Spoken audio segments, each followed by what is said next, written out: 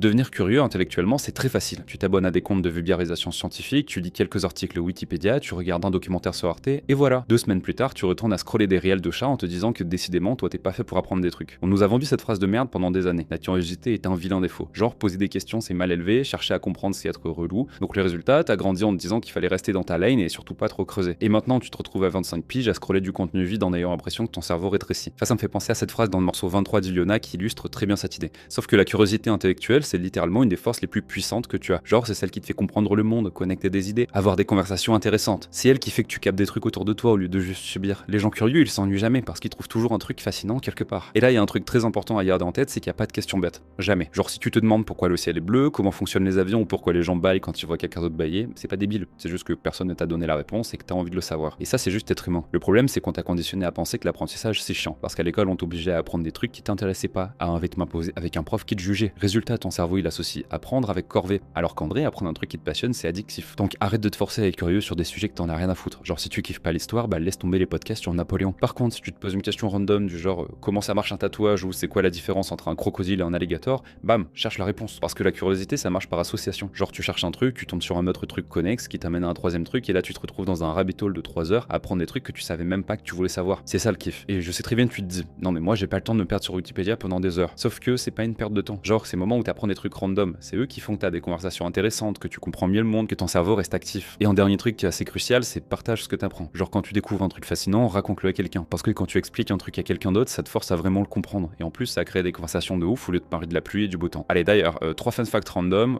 1. Les flamants roses sont roses parce qu'ils mangent des crevettes qui contiennent un pigment rouge. 2. Il y a plus d'arbres sur Terre que d'étoiles dans la Voie lactée. Et 3. Les pieuvres ont 3 cœurs et du sang bleu. Voilà, maintenant t'en sais un peu plus qu'il y a 30 secondes, même si en soi ça va te servir à rien dans les médias. Bref, la curiosité intellectuelle, c'est pas un truc hasardeux aux intellos ou aux gens qui font de normal sup. C'est juste suivre tes questions au lieu de les ignorer. Apprendre des trucs parce que c'est cool, pas parce qu'on te l'impose. Et réaliser que dans le fond, ton cerveau il kiffe découvrir des nouveautés. Si t'es encore là, je te dis merci beaucoup, à la prochaine. Ciao.